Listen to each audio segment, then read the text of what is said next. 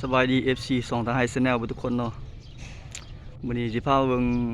เขาเฮ็ดงานแห่จับปูซบเซสิพาเบิ่งบรรยากาศตอนกลางเว้นเนาะไปเบิ่งกันเลยแม่นตอนบรรยากาศตอนกลางเว้นคนมากราบไหว้บูชาเพราะว่าตอนกลางคืนมีแนวครบงานเวทีให้เบิ่งบรรยากาศตอนกลางเว้นก่อนเนาะ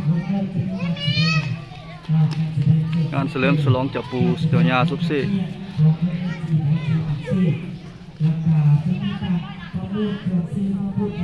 คอนเซ็ปต์แรกเป็นชุด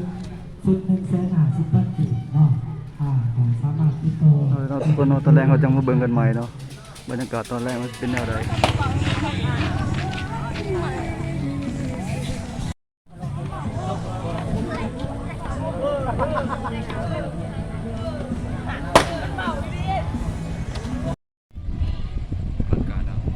เราทุกคนนอนดีกันเป็นบรรยากาศตอนกลางคืน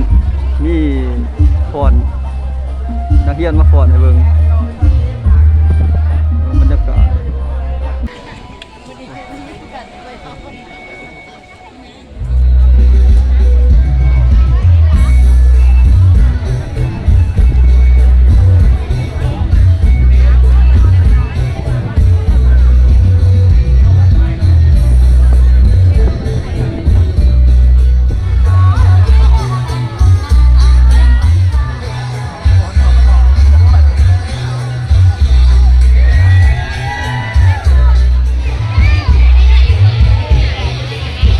สวยงาม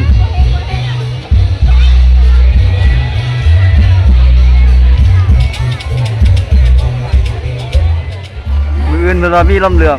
ทุกคนมืออื่นแถวเบิ่งลำเลือง